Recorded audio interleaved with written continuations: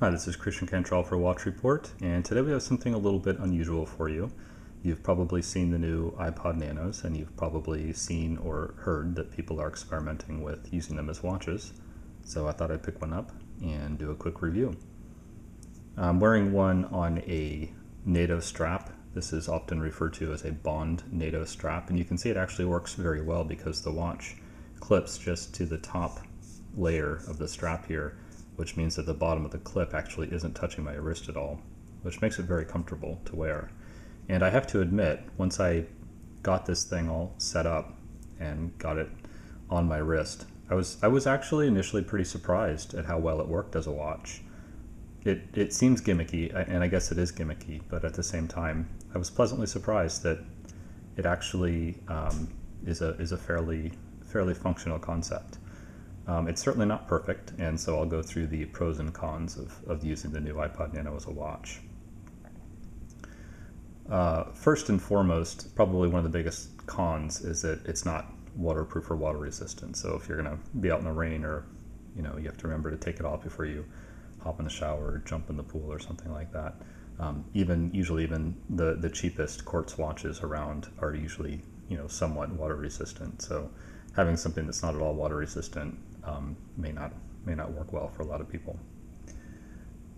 You have to remember to charge it. The battery life is pretty good on it, but you do have to remember to charge it. You can't just pick it up after a few weeks and throw it on your wrist and expect to be able to wear it for a day, because you'll find that the battery has died on you. If you use it frequently, though, it's not a big deal. You can't just glance at the time. As you're seeing here, I'm having to continuously activate the display because it keeps dimming. It's timing out. First it dims, and then eventually it turns all the way off after it completely times out. So you can't just glance at the time. You have to hit the button on top here. So you can see it just dimmed, and in a minute it'll time out, so you have to keep hitting the button. It's not very good in direct sunlight, as most backlit displays are sort of get washed out in the sun. So does the new iPod Nano. Now conversely, it does very well in the dark.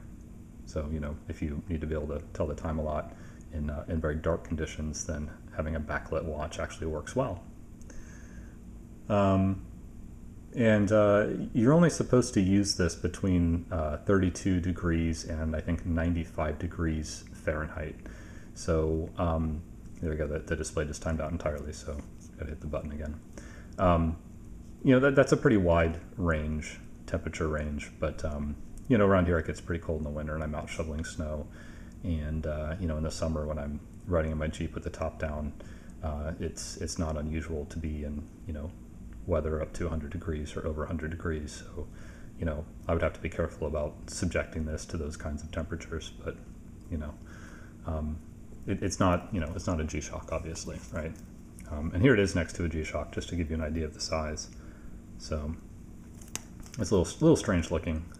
It's certainly a very specific look, and you have to be okay with people sort of noticing you and commenting on the fact that you have an iPod on your wrist. But if you're okay with that, you can pull it off. And here are all the reasons why I think it actually makes a reasonably good watch. It's nice having your this doesn't really speak to the fact that it's a good watch, but it is nice to have your music player, and your audiobook player, and also your radio. This has a radio as well, strapped to your wrist, so it's kind of a nice convergence. If you already have an iPhone or an Android phone or some kind of a smartphone, then you may not be too impressed. But if you're still using a feature phone and you have a separate player, then it might be interesting or advantageous for you to combine your watch and your music players all into one device. As I said before, the battery is actually adequate. Apple says that you can get 24 hours of continuous playback out of it. Even if that's on the optimistic side, that's still plenty of time if you charge it every couple of days.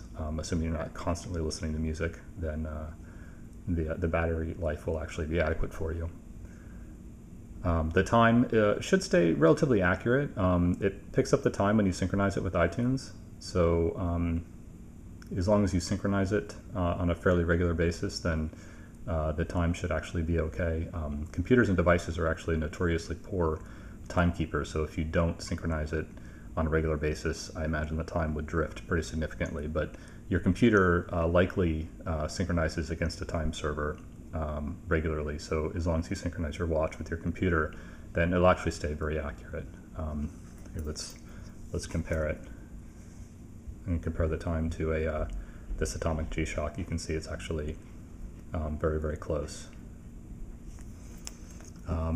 It's small and it's comfortable. Again, it's something like 0.74 ounces, and it's about 1.5 by 1.5 inches. So it's actually fairly small by today's watch standards.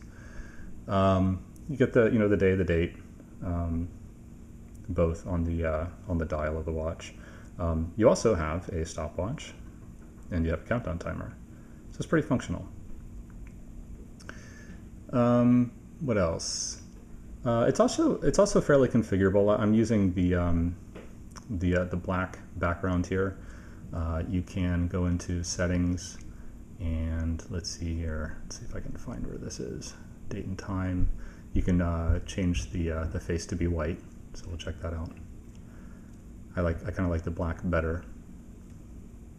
But there you go. You can change it however you want. So that's kind of neat. Maybe in the future there'll be a software update, and if this concept catches on, maybe they'll actually allow some different configurations, kind of like the old MSN Direct spot watches. So I'll go ahead and change it back to black.